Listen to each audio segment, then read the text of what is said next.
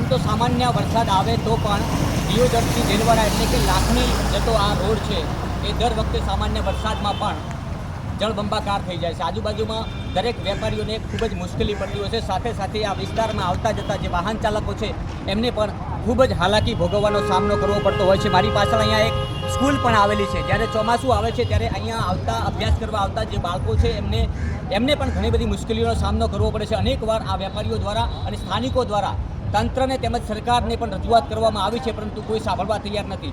આ સામાન્ય વ્યક્તિને ખબર પડતી હોય તો શું છે ભાઈ, તંત્રને કે સરકારને ખબર નહીં પડતી હોય કે આ રસ્તો છે એ બહુ નીચાણવાળો છે, બંને બાજુ જે દુકાનો વેપારીઓની છે ઉપર છે, તો બંને સાઈડ ગટર લાઇનની વ્યવસ્થા કરીને રોડ થોડો ઉપર લેવામાં આવે જેથી કરીને કોઈ પણ સમસ્યા અહીંયા પાણીની કદી પણ ન બની શકે, પરંતુ આ કરવામાં નથી આવતું। અનેકવાર વહીવટી વિભાગને, સરકારને, અહીંયાના સ્થાનિક ધારાસભ્યને, વેપારીઓ દ્વારા તેમજ સ્થાનિક લોકો દ્વારા, વાહન ચાલકો દ્વારા, તમામ લોકો દ્વારા અહીંયા આવેદનપત્ર આપવામાં આવ્યા છે, રજૂઆતો કરવામાં આવી છે, પરંતુ કંઈ સાંભળવામાં આવતું નથી। માત્ર સાંભળે છે અને થઈ જશે, પરંતુ ક્યારે? આ આજકાલની તકલીફ નથી, વર્ષોથી આ તકલીફ છે। જ્યારે સામાન્ય વરસાદ આવે છે તો આ રોડ જળબંબાકાર થઈ જાય છે। હજુ તો ચોમાસાની શરૂઆત છે, આખું ચોમાસું બાકી છે, પરંતુ અહીંયા કોઈ કાનમાં લેવા તૈયાર નથી, સાંભળવા તૈયાર નથી। અહીંયા આવતા જતા જે વાહન ચાલકો છે એમને મુશ્કેલી, અહીંયા અભ્યાસ અર્થે આવતા બાળકો છે, વિદ્યાર્થીઓ છે એમને મુશ્કેલી, અહીંયા સામાન લેવા આવતા ગ્રાહકોને મુશ્કેલી, અને અહીંયા દુકાન ચલાવતા વેપારીઓને મુશ્કેલી। બાકી તો બધું જેમ છે એમ ચાલ્યા કરે છે।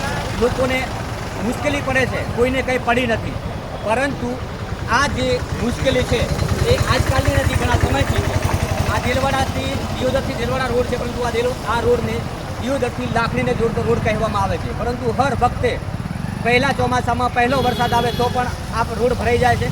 આ ગઈકાલે સાંજે વરસાદ પડેલો છે, હજી આજ સાંજે પણ આ પાણી યથાવત રહેવાનું છે, એટલે ખૂબ હાલાકીનો સામનો કરવો પડે છે અહીંના વેપારીઓને, અહીંના અવર જવર કરતા જે વાહન ચાલકો છે। અહીંયા મારી પાસે સ્કૂલ આવેલી છે, વિદ્યાર્થીઓને, પરંતુ કોણ સાંભળે? કોઈ સાંભળવા માટે તૈયાર નથી અને કોઈ બોલવા માટે તૈયાર નથી। સાચું કોઈને સાંભળવું નથી, એટલે બનાસ તકના માધ્યમથી રજૂઆત કરું છું કે આ રોડ એવી રીતે બનાવવામાં આવે કે બંને સાઈડ ગટરની વ્યવસ્થા કરવામાં આવે, જેથી કરીને જે રોડ ઉપર લેવામાં આવે, જેથી કરીને જે પાણી છે એ ગટરમાં પડે અને કાયમી નિકાલ આવે। આ બધી વહીવટી વિભાગને કે સરકારને ખબર નહીં પડતી હોય, માત્ર લોલીપોપ આપવાની, માત્ર દિલાસો આપવાનો થઈ જશે, પરંતુ ક્યારે?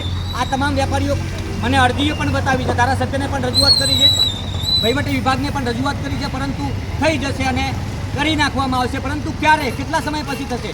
આ છેલ્લા 10 વર્ષથી તો હું જોઉં છું કે આ રોડ પાણીમાં તરબોળ હોય છે, એકવાર વરસાદ આવે કે વારંવાર વરસાદ આવે। હજુ તો ચોમાસાની શરૂઆત છે, આ ગઈકાલે ચોમાસાનો પ્રથમ વરસાદ પડ્યો છે અને પ્રથમ વરસાદમાં આપ જોઈ શકો છો મારી પાછળના દ્રશ્યો, હજુ આખું ચોમાસું બાકી છે, તો આ વ્યવસ્થા કોના હાથમાં?